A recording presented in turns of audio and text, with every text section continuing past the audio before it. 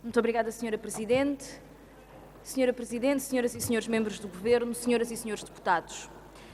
No dia em que apresenta a proposta de orçamento de Estado mais brutal da história da democracia portuguesa, o Primeiro-Ministro trouxe-nos aqui, hoje de manhã, um gigantesco embuste.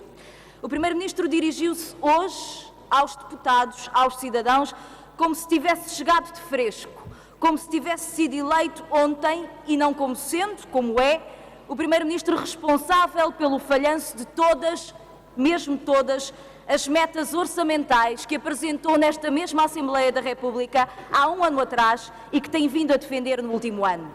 O Sr. Primeiro-Ministro veio aqui fazer tábua rasa do que são os resultados da sua governação. O último ano e meio, qual passe de mágica, não existiu para o PSD e o CDS.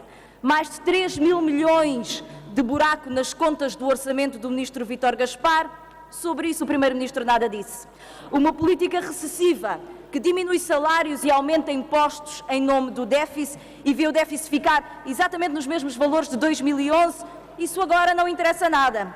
Empresas que são esmifradas no acesso ao crédito, que têm que pagar 3 vezes mais do que é cobrado na Irlanda ou 4 vezes mais do que na Alemanha, que importa isso? Se a nossa política é reconhecida lá fora, diz um governo todo contente consigo mesmo.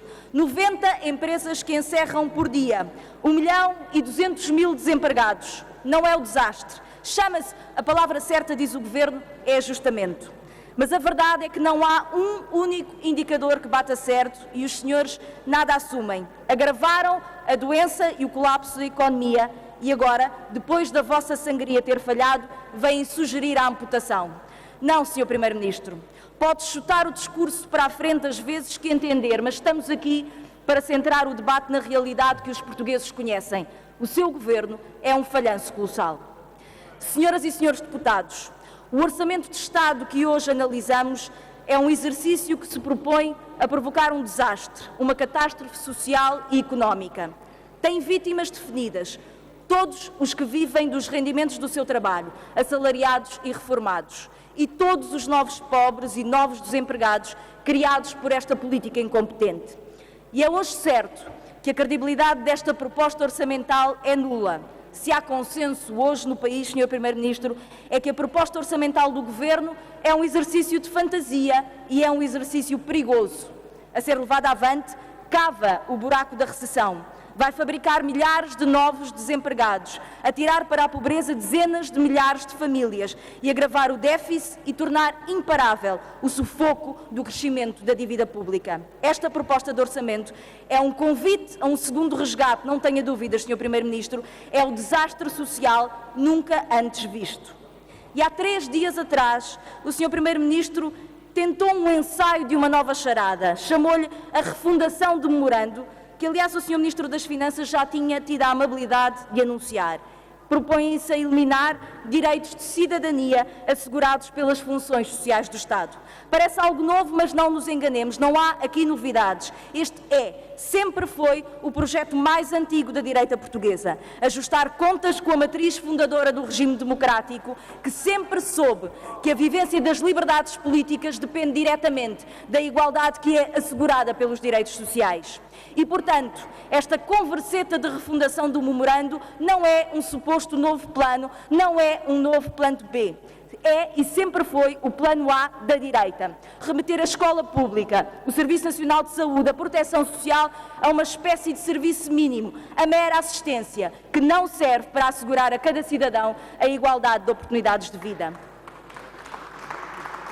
Sejamos claros, senhoras e senhores deputados, diminuir os serviços públicos é diminuir o rendimento das famílias, tanto como aumentar os impostos. Com uma agravante, se a educação ou a saúde pública aumentam, são os pobres que têm mais dificuldades, porque não têm segunda escolha. Para a direita, portanto, quem nasce pobre tem o destino de pobre assegurado. E o discurso pode vir embrulhado agora numa linguagem cifrada, mas não nos deixemos enganar. Não há aqui nenhuma alternativa. O governo que aumentou os impostos até à estratosfera não os pretende descer à terra depois de terraplanar o direito à saúde ou à proteção social dos que mais precisam. Não. A solução da direita é menos Estado e mais impostos. Não há, portanto, aqui nenhuma refundação a não ser a reciclagem do discurso do atual Sr. Primeiro-Ministro. Já enquanto líder do PSD, Pedro Passos Coelho defendia copagamentos no acesso à educação e à saúde, cortes no subsídio de desemprego, na então famosa proposta de revisão constitucional de 2010, de má memória. E agora é isso que pretende fazer. Mas deixe-me dizer-lhe, Sr. Primeiro-Ministro, que mentir é feio. Ao contrário do que disse, não há, nunca houve em Portugal, qualquer consenso para esse programa revanchista da direita sobre as políticas sociais. Foi essa, aliás, a lição da morte sem glória da sua delirante proposta de revisão constitucional. E foi por isso mesmo, Sr. Primeiro-Ministro, que o senhor não teve a coragem de levar essa proposta de refundação do Estado a votos em 2011. Não, Sr. Primeiro-Ministro, não tem qualquer mandato para trucidar o modelo social da democracia portuguesa.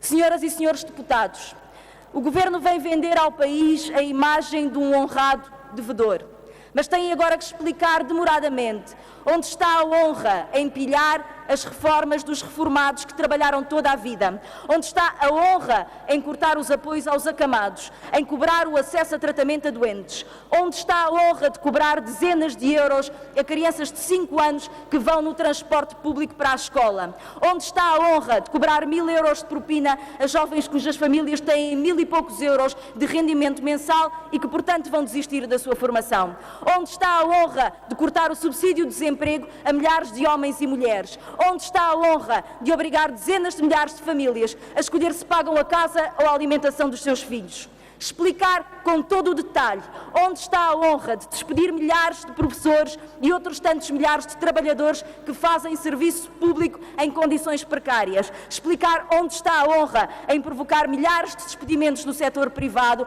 onde está a honra de cortar prestações sociais aos mais pobres, onde está a honra de dizer aos jovens mais qualificados que o seu país não lhes oferece qualquer futuro.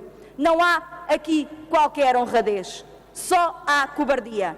Este é o orçamento da cobardia, porque à pergunta fundamental sobre quem paga, o Governo responde: os pobres, os trabalhadores, os reformados, os desempregados. A esses, o Governo tem a coragem de confiscar direitos e rendimentos do trabalho, mas nunca tem a coragem de se virar para os credores, que levam mais de 7 mil milhões de euros, 5% do PIB, em juros da dívida de 2013. Nunca tem a coragem de iniciar a renegociação das dívidas e dos juros.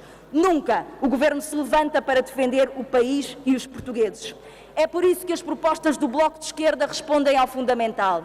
Portugal tem que renegociar a sua dívida, criar um sistema fiscal justo, assente na progressividade, pôr as maiores empresas do PSI 20 que operam em Portugal a pagar impostos aqui e não na Holanda, para ter a capacidade de ter políticas de crescimento económico e de criação de emprego.